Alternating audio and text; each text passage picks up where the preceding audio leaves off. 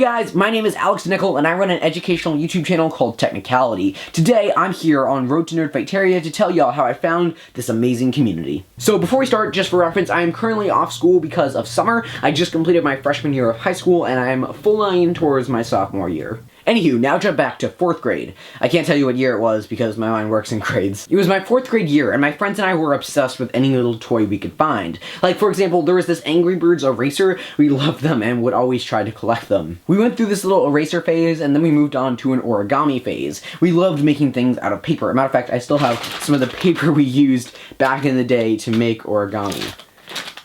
Yeah, major throwback right here. One day during this origami phase, my good friend Joseph came in with a hexaflexagon, and I was blown away. It was so cool and mind-blowing. So I asked him how he made it, and he pointed me to this channel, Vihart. Vihart, of course, if you don't know, is a mathy musician who used to make videos all about math and sometimes music for her YouTube channel with the same name. However, currently she only uploads once or twice a year, for she is now working at a company called LVR, which is a non-profit dedicated to researching VR and AR technologies. She still, however, maintains a strong cult following, including people like myself. Vihart, if you're watching this, you have inspired me and affected my lives in ways beyond I can be thankful for.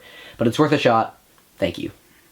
Also, please subscribe. One of the most notable ways she's affected Technicality is voice speed. I love talking fast, and that's probably from Vi. Just listen to the first couple seconds of our most recent video. It's LVR's 1-year anniversary of being hosted by Y Combinator Research, and we wanted to commemorate the occasion by looking past on some of the projects we've been working on in the past year. Man, I love it. Anywho, from there, I was introduced to Michael Stevens. Yes, I was around when the outro of Vsauce videos were still...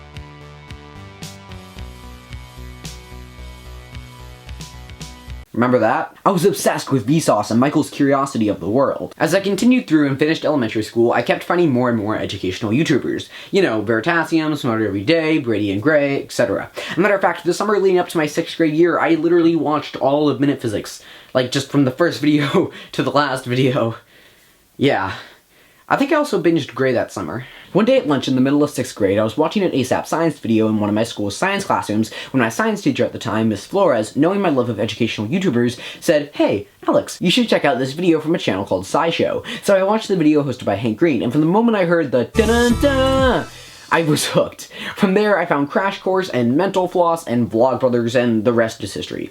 Actually, it's not. I still have 2 more anecdotes. 1. There was one summer when I attempted to watch all of the Vlogbrothers videos. It failed, and I only got about through the first 2 years. However, I did absorb basically all the videos I watched, and I proved myself when I did that collab with Matt from Conjecture about Bruce Springsteen. If you go back and watch the video, you'll notice that in the first couple seconds, I use a clip of John from an early Vlogbrothers video, and when making the video, I didn't look that up. I knew exactly which video the quote was in and where to find the quote, and I just pulled it up offhandedly. 2. I want to give another huge shout out to my science teacher at the time, Krista Flores, for really encouraging me to watch all of these educational YouTube videos. Of course, she introduced me to the Vlogbrothers themselves, but on top of that, she did one more thing. Essentially, how my science class in 6th grade worked, we didn't actually have any assigned homework, but we did have to get a minimum of about 100 science points. You could earn science points from doing a variety of things like robotics or experimentation, but my preferred method was this.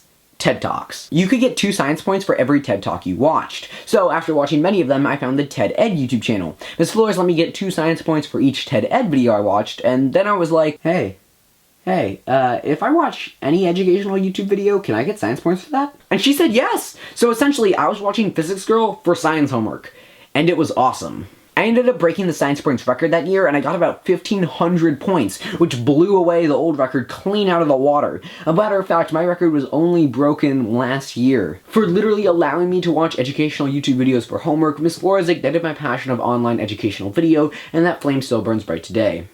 By the way, you can follow her on Twitter if you want. Hopefully this video is less than 4 minutes. If not, then I guess punish away.